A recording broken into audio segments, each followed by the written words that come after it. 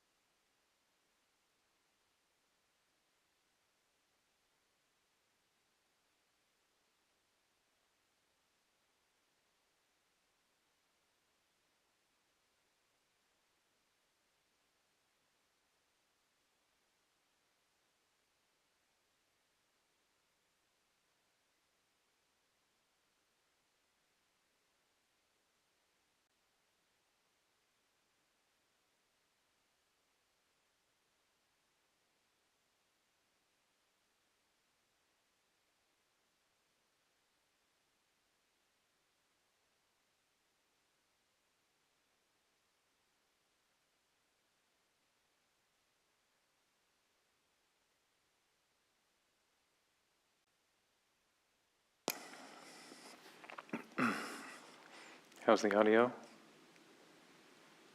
Okay. Great. The topic for the talk tonight it's called The Quarrel at Kosambi. It's one of these ancient stories that can tell us something about conflict and communal and social harmony. First thing I'd like to do is, if you're willing, if you can draw to mind someone in your community, in your circles, who you think of as someone who is both effective and their actions tend to yield harmony in the community. If you can think of someone specific and draw them up in your mind.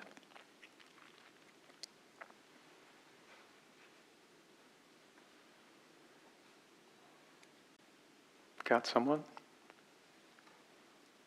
All right. And then also, if you're willing, if with a word or a phrase, some quality or skill that they have that tends to, that you would say characterizes their ability to bring forward harmony in the community. And I'll just repeat it back so we don't need the microphone passing around. Just popcorn.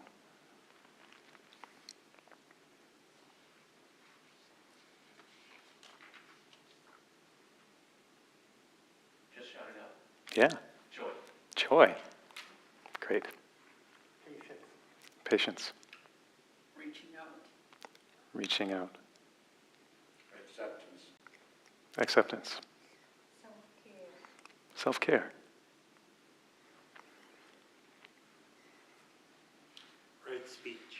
Right speech.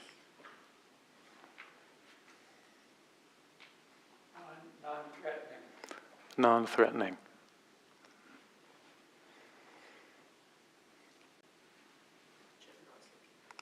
Generosity. Great. Maybe one more? Compassion. That's whoever you have in mind. That's an inspiring community. Thank you. Thank you for sharing those. So in some ways, this is a talk that I've really wanted to give all week. These last few weeks, I've been studying the Buddha's teaching on social and communal harmony, and we did a series about that in 7 a.m. last week. So I want to go through these two stories in light of that set of teachings. And first, I want to give you some of the background that I pulled out from Bhikkhu Bodhi's beautiful book, The Buddha's Teachings on Social and Communal Harmony. Just a few principles we want to talk about first, and then we'll get into the stories. And the first is right view. Right view as the forerunner of social and communal harmony. Pretty easy to understand how if we can't see out the windshield, our tendency to bump into things is significantly higher. But a clear seeing, right view, wise view allows us to navigate in a way that's hopefully doing less harm for others. In the teachings, it said that the right view, it's compared to how the dawn leads. It's the dawn is the forerunner of the risen sun. It's a familiar image. It said that right view is the forerunner to all the wholesome qualities, including the Noble Eightfold Path. So right view starts us off. A little disambiguation, an important point that right view has much to do with a way of seeing, a way of relating to our experience, more so than having the right view or the right opinion about something. Does that make sense? The essentials there of right view in this context, it's two things. One is that our actions have consequences. Our actions are effective in the world. They bear fruit. And the second is that we can tell the difference in some measure between an action that's helpful and an action that's harmful. So I think when we call to mind this person and think of how they tend to nourish community. That's that right view instinct that we're tapping into. This is a person with a perspective and a way of being in the world that brings help, not hurt. Doesn't bring affliction, they bring well-being. So right view at the beginning. Second is the quality of reflection before, during, and after an action, and how we grow through our experience. I don't know if any of us in this room have ever made a mistake today, but the Buddha held in very high regard this willingness to reflect on our actions in such a way that we can kind of get a sense, oh, did I hurt someone here? Did I harm someone here? Or did I do something wholesome? And when you do something wholesome, like rejoice. Rejoice in it, let it grow. So right view and reflection.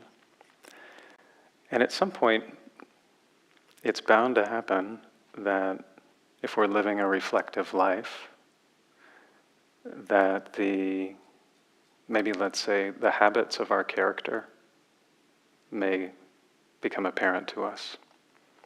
And this might show up in challenging ways, it might show up in really supportive ways. A good example of this is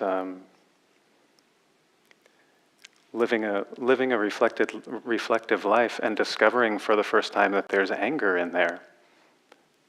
And wow, I really see a difference when that's the basis of my action. Or hostility, or cruelty. When I act from that place, is there a tendency to help or to harm? So we come into contact with these habits of our character, and then that gets to be what we reflect on. So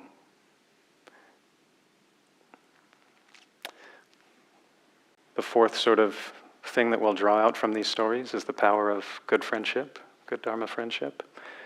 And the fifth is the importance of a clarity of aspiration, I'll say. Or why is it that we do this?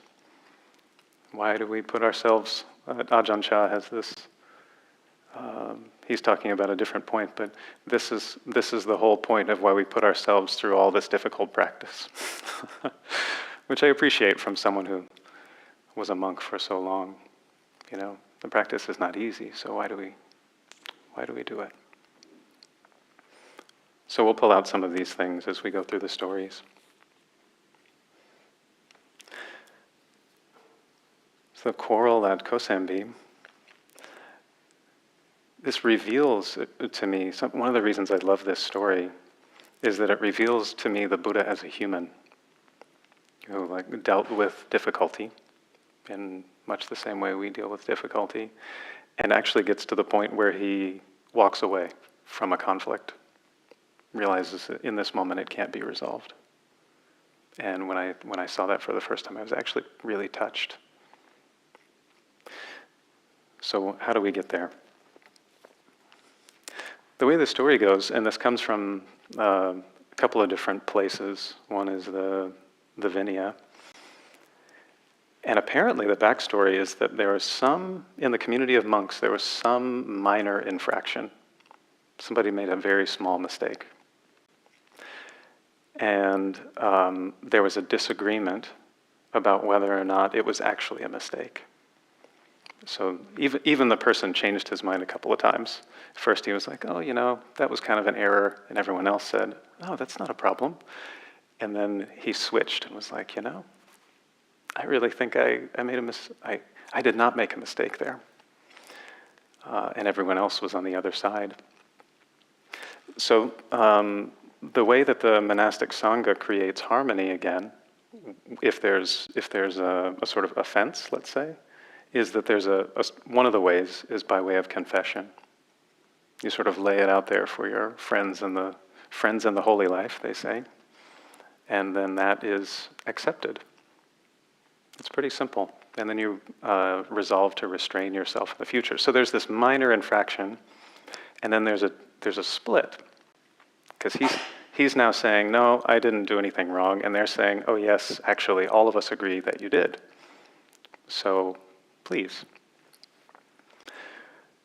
But he really knew his stuff and could make a good argument for himself, and he wouldn't accept this. So not only does he not accept that he made a mistake, he decides that the thing to do is to rally a party on his behalf. So he's going to drum up some help to get people on his side, make a good argument. Doesn't this sound familiar? You know, make a mistake, I'm going to deny it, and then I'm going to get a whole bunch of allies. You know, it's very human.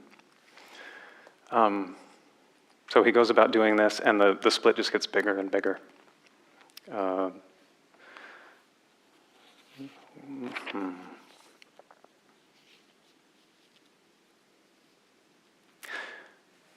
So there's a certain monk who must have realized that we need a little help here. This is getting out of hand. Goes and tells the Buddha.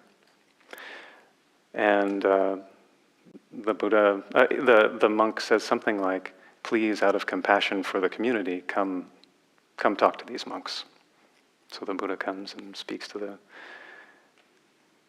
them out of concern for the harm that can be done when the monastic community is split. So this is a really big issue.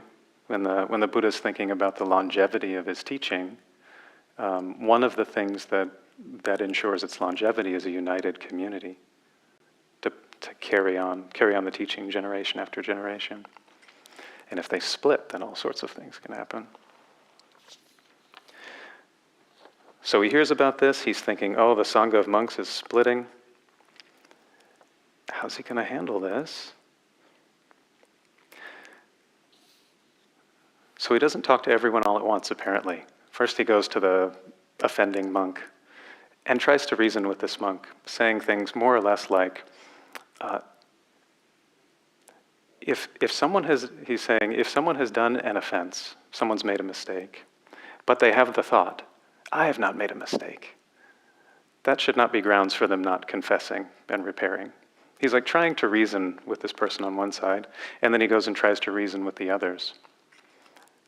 Doesn't work. He leaves for a while, and then he gets another report. Another one comes and says this.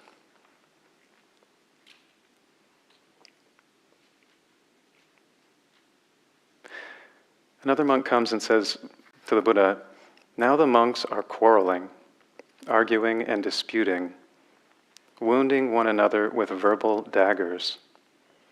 It would be good if the Blessed One would go out of sympathy. So things are really heating up. And the Buddha sits with the whole community this time, and he says very plainly, 4 phrases: don't argue, don't quarrel, don't make strife, don't dispute.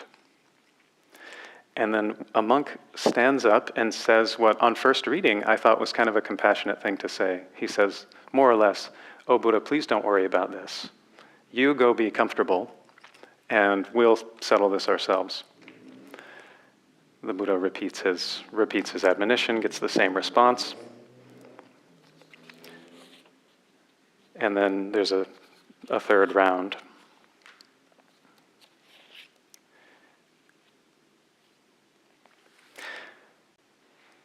And here's a moment when the Buddha became profoundly human. After the third denial, this monk saying, oh, please, don't worry about this. Please be at peace. He says it in a really nice way. And then the Buddha thinks, here, this is a direct quote, I won't soften it. These worthless men seem to be out of control. They're not easy to convince. And he got up from his seat and left.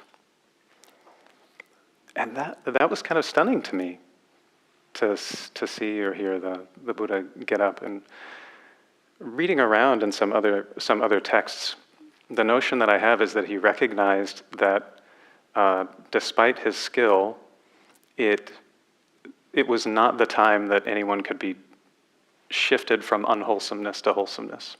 He realized he would just be wasting his time at the moment.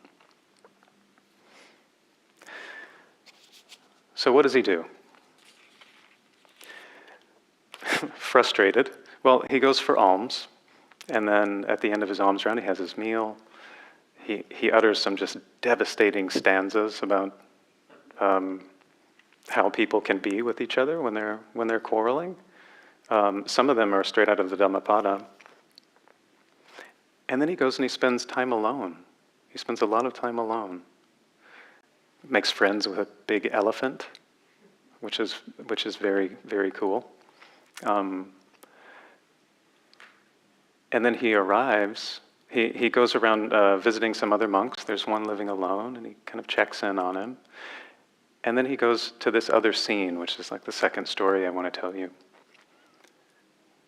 But before we get there, because the scene is such a strong contrast to where we've been, just pausing for a moment and kind of registering how you are, considering the sort of conflict and quarrel that we're talking about,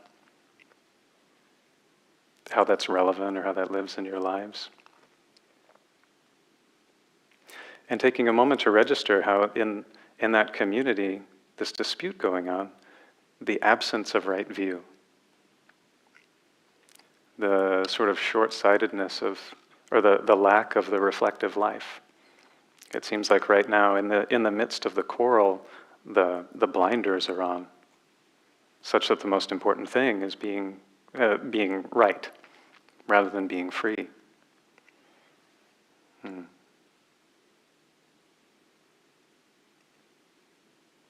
Yeah. So we're about to see something very different. What I'm going to read you is one of the sweetest things in the Vinaya. It's these three monks. I believe that the most senior of them is Venerable Anuruddha, and they're in this place called the Eastern Bamboo Park. So the Buddha's approaching, and this is an interesting detail. A park warden, apparently someone taking care of the monastery, saw the Buddha coming, and on seeing him said, "Oh, please, contemplative, don't enter the park. There are 3 people in here practicing, and don't bother them." which is also, this is a moment of the Buddha being profoundly human, because there's not a sign on him that says, "I am unsurpassed, worthy one." He looks like an ascetic. He's bald head, wears a robe. And actually, I think it's looking at this another way, I really appreciate that this person called the park warden is protecting the seclusion of these practitioners. I think that's very cool. So luckily, Venerable Anuruddha overhears this, says, "Oh, it's okay, park warden. This is the Buddha, please. He's our teacher." Comes in, they pay respects. And the first thing that the Buddha says, he calls them all, the 3 of them, Anuruddhas. They all share the one name. He says Anuruddha in plural to refer to this group of monks. And right away, I get a little touch of how this group is living harmoniously. And he says a couple of initial things, checking in on them. Is your life tolerable? Is the alms round going okay? And then he says this really sweet thing. Are you living harmoniously, cordially, and without dispute? Blending like milk and water, looking at one another with eyes of affection. Elsewhere it said, looking at each other with kindly eyes. And the monks say, yes, yes, we are living this way. Not content with that, and maybe for our benefit, the Buddha goes on to say, oh, well, how are you living this way? How are you being harmonious? And again, just as you're hearing what this part of the story, the contrast of what we were just going through. And Anuruddha responds, here the thought occurs to me regarding his friends in the park. It is a gain for me, a great gain, that I'm living with companions of this sort. I am set on bodily acts of loving kindness with regard to these, to their faces and behind their backs. I really appreciate that. He goes on, I'm set on bodily, verbal, and mental acts of loving kindness. And then in this gesture of totally not clinging to any view, he says, why don't I, having put aside my own thoughts, conduct myself in line with the thoughts of these venerable ones? And then I do. And he closes by saying, our bodies are separate, Bhante, but we are one, as it were, in mind. And then the other two repeat the same thing, word for word. It's just such a kind way to regard. There's so much respect, cordiality.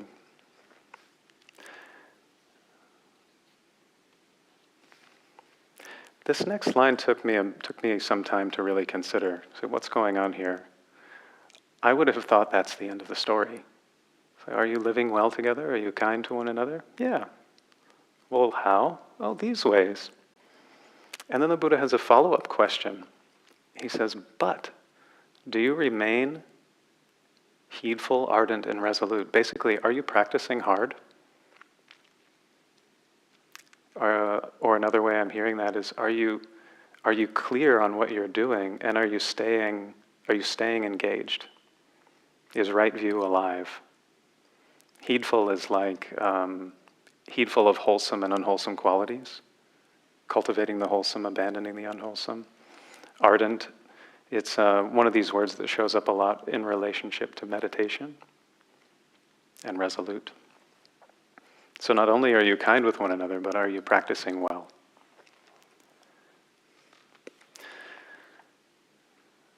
And then they say yes. Then there's a follow-up. I won't read the details of the follow-up, but when they're asked, oh, how are you abiding heedful, ardent, and resolute? They have this very interesting, coordinated, detailed way of all doing the chores. And what's relevant about that is that you could like switch out every task that they talk about with whoever or whichever. So there's this way that they can do it without talking even. One of the things is whoever sees that this particular jug of water needs filling, whoever sees it will do it. But if they deem that it's too heavy for them, they'll gesture over to someone else without speaking. Quote, so we do not break out into speech.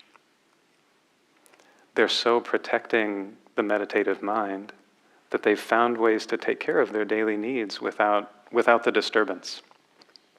Make sense? And then because they're really intense, or that's just me making light, every 5 days they stay up all night talking about the Dharma. And that's the talk that they do. Otherwise, they're abiding in seclusion, together in harmony. It's pretty amazing.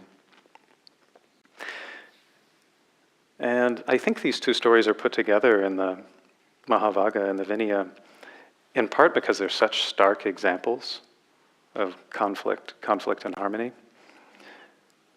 The latter being a really good example of good friendship, good Dharma friendship, as indicated by its power to help us cultivate the Eightfold Path.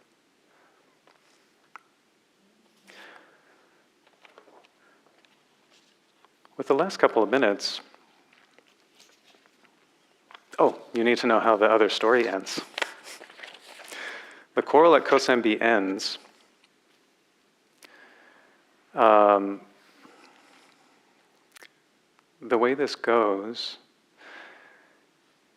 the lay people in Kosambi get really frustrated with the quarreling monks. And they say more or less, it's on account of you that the Buddha went away, frustrated. So we as a lay community, who the monastics depend upon completely, they decide, the lay community decides unanimously that they're not going to pay respects to the monks and they're not going to feed them. So that gets some serious attention. And then the monks, the quarreling monks, decide, oh, we need to go settle this with the Buddha. So interestingly, before the Buddha came to them, and now they are going back to the Buddha. And while this is happening, the offending monk, I'm so happy for him.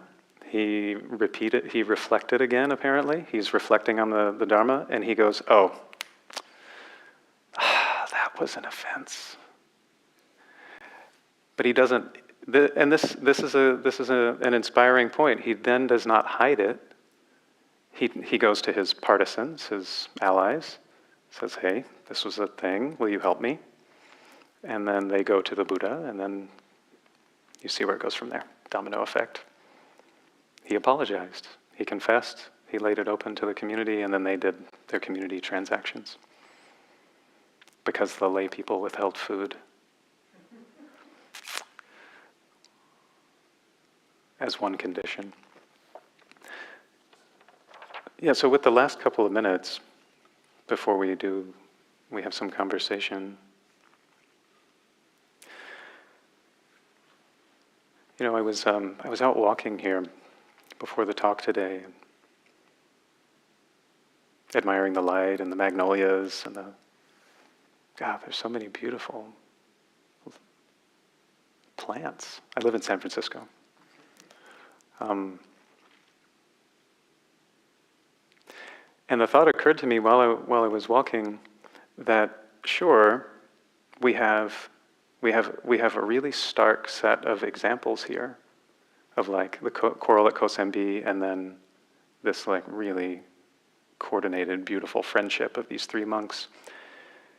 And I thought, sure,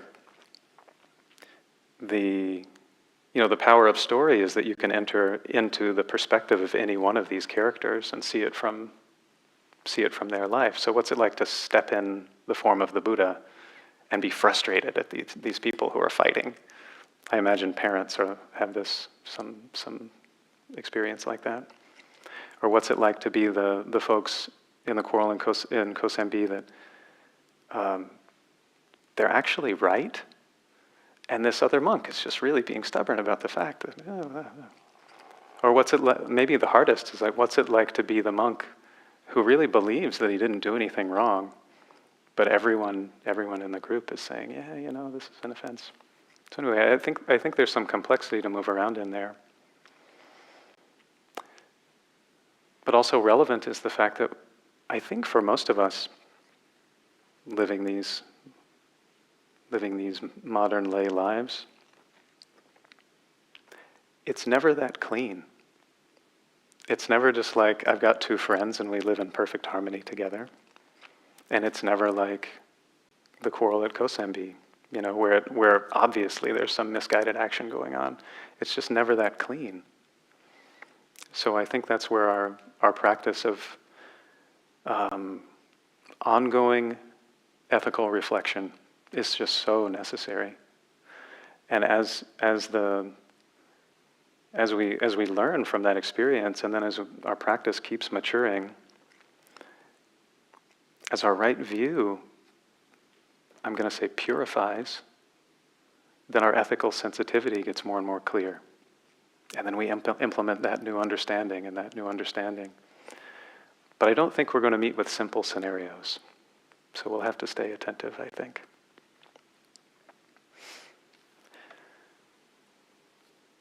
So thank you very much. One little bit of encouragement from monastic life. Zen monastic life, at least, we have this teaching that the rocks and the rock tumbler polish one another. They're like we bang into each other and have difficulty and tensions, but we all come out a little more smooth and a little more shined. That may well be so. I hope we can do that in a way that's peaceful enough and supportive of your practice. So now maybe if there are comments, questions, sharings.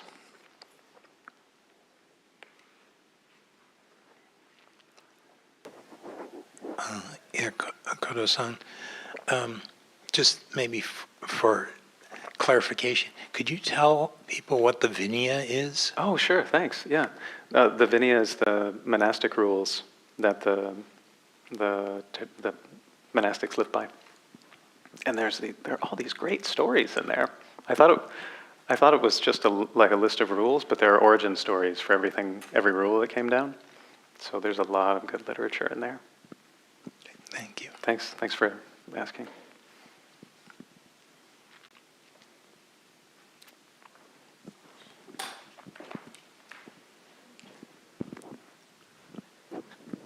Hi, thank you for your story. So I had two thoughts. So one was these monks, they dedicate their lives in like higher spirituality, and if they had quarrels and they couldn't get over, I was thinking, how am I supposed to live in harmonious when I just meditate like 10 minutes a day? So that was kind of one thought I had. And then the other one is, so I would like to live in harmony with all my friends and family, but like sometimes I feel like I need to have a boundary with certain people, otherwise I would feel like I get kind of taken advantage of, or could be viewed as like pushover a little bit, like if I'm constantly generous and people don't appreciate my generosity or take it as like granted. Mm-hmm. So how do you deal with those situations? Because if I kind of stop being generous and they protest and want to argue, like what's the wise way to navigate something like that? Great. Thank you for bringing these up. So it was. I heard a little edge. Maybe this is a little farther than you meant, but like, if these monks practice so hard, how is harmony possible for me? And then specifically, when it's time for boundaries. Yeah. Thank you for both of those. Maybe I'll start with the second one first. And I had two things come to my mind to share. One is this overarching principle in Dharma practice, in Buddhist practice, of non-harming, and that in the umbrella of non-harming, it's not just every other being minus me. We're included too. So there are all number of really helpful teachings on wise speech, wise action, the 10 skillful actions. Those are just titles of lists, but things you can find that can be sort of food for our reflection about how to, even just things to try out in terms of how to live skillfully with others, especially when it comes to boundaries. In living harmonious with others, it's difficult to overestimate the power of right speech. Practicing right speech that's true, honest, useful, not harmful. There's a lot of freedom to be had there. In addition to speech, there's a teaching that I didn't give tonight, but that I thought really hard about because it's so functional. There's a sort of rubric that the Buddha gives to his son Rahula for considering an action, and in this very clear, direct way, he gives Rahula this way of thinking before, during, and after acting. This time, does it look like I'm going to cause harm, or does it look like I'm going to cause well-being? Okay, so my reflection says well-being. I'm going to go for it. And then you reflect while you're acting. So pointing toward harm, pointing toward well-being. Okay, still looks good. And then after looking, you look back and do the same thing. If you happen to have gone astray and harmed someone, then you can share that with a Dharma friend and resolve on something else in the future. I'm describing it just at that rubric level because it has such broad applicability. And it has this advantage where we are teaching ourselves how to live in a skillful way. So it doesn't offer a prescription at all about how do I live in this harmoniously in this world. It's more like through this iterative, reflective process, we come to see what actually works in our own life, and then you can take these sets of teachings and try some of them out. Yeah. Thanks for your question. Yeah. Thank you. I was thinking about the different types of conflict and like conflict I'll have with the family or friends or coworkers, and then I was thinking, well, what about myself here? Sometimes I'm my own worst critic, and I was thinking, oh, we practice loving kindness. I should probably do a little bit more of that with myself or something. But Nice. yeah, I was thinking of the conflict and how it was with the other members in the tribe or whatnot, and yeah, sometimes I think, well, we always have conflict with ourselves. It's hard to not have a day or something without that. You know? Mm-hmm. Mm-hmm. Yeah, thank you for sharing. I think that's highly relatable.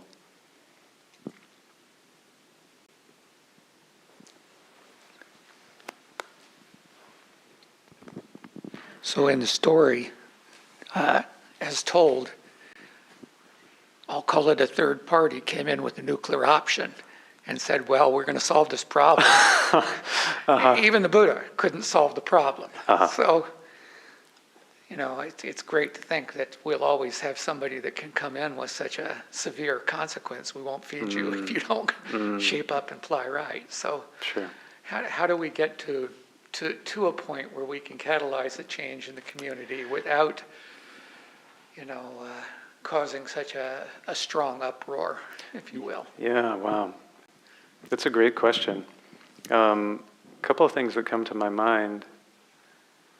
I think one of the principles that keeps communities healthy is having a healthy rate of change. So having this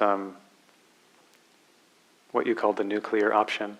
I'm glad that wasn't the first thing. I think the monks had to be ready, and they weren't yet ready before the lay folks did what they did. There's a really interesting teaching in this book that relates to this. When it's on the individual level, and then we can say something about community level. On the individual level, you may notice that someone is doing harm.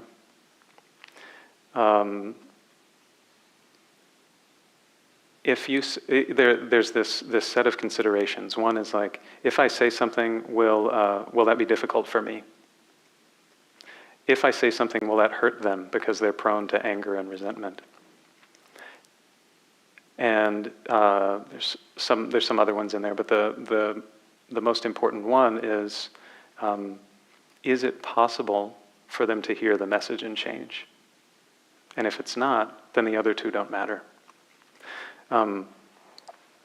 Interestingly, the Buddha goes through this and says, it may be difficult for me or it might not be difficult for me. That's not the criteria that rules out action. And same thing, they may be upset or not upset. Really, is there a possibility for change? In the community sense,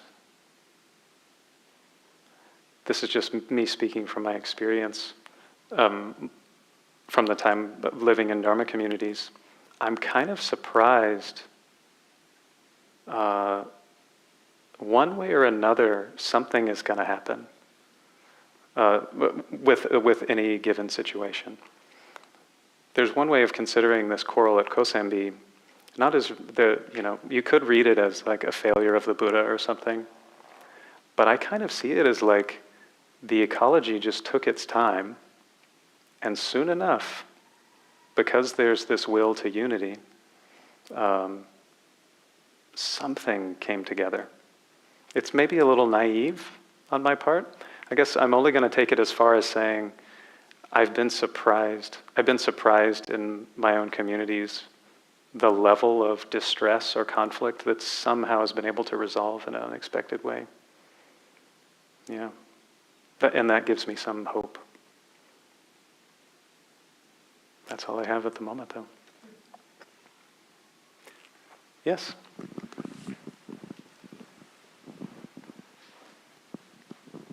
Thanks.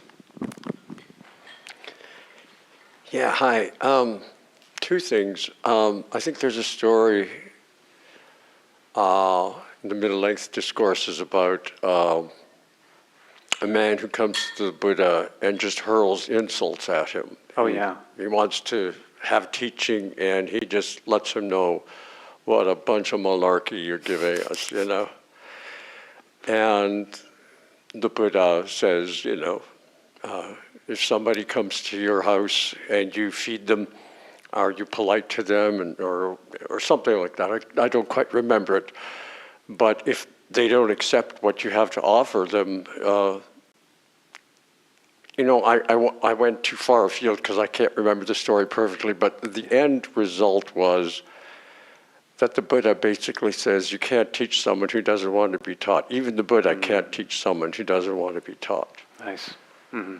So whether we follow the Vinaya or not, whether we follow all the code, is really up to us. And I find it charming that these monks were quarreling so much that they basically screwed themselves out of their own ability to get food and continue their life. And that's what we do. We quarrel that much, and we push something to an ultimate limit. And I think that that's kind of cool to know that the monks are just like us. So. There they are. Someone recently quoted, I think, G.U. Kennett to me, said, "You won't find saints in the monastery because saints don't need monasteries." I don't know if I'll take it that far. There's some pretty inspiring monastics.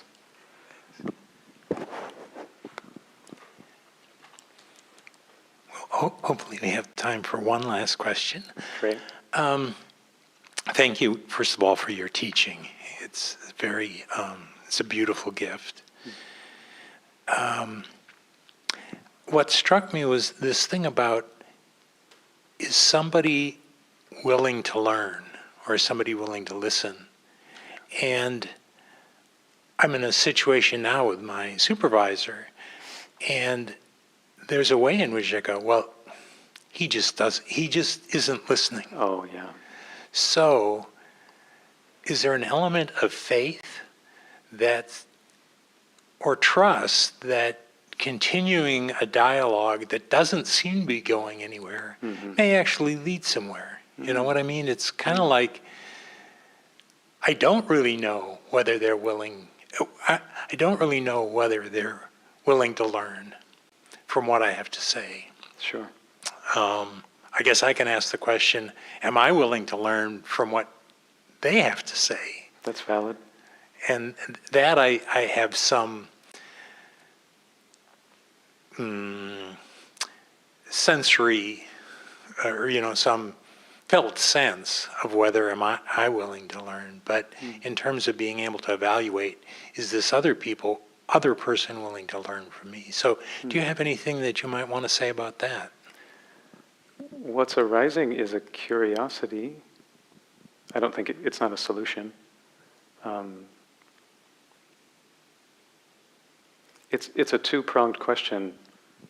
One is, are you clear about what you would want to say? And the second is,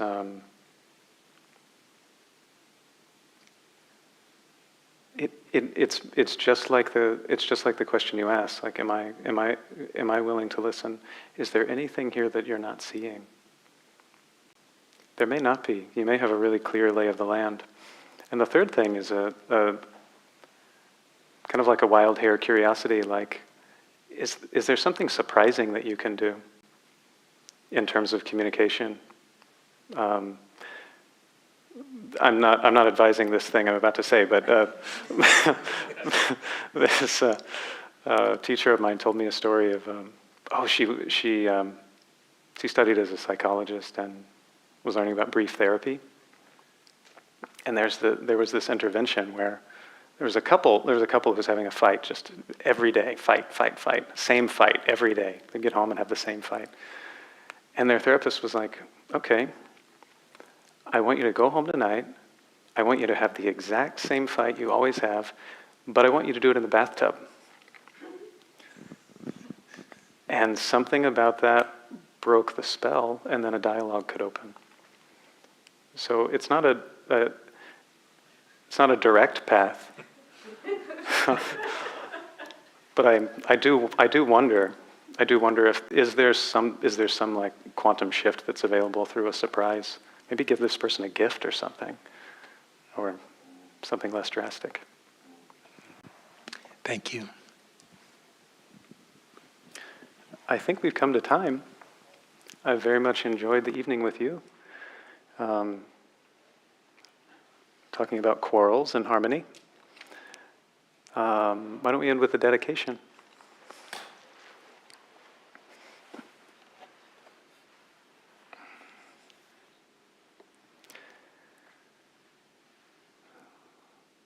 So may it be that our endeavor in the Dharma and our reflective life is conducive to harmony for us, for others, can be an inspiring light for ourselves and for others. And may all beings everywhere be happy, peaceful, and free.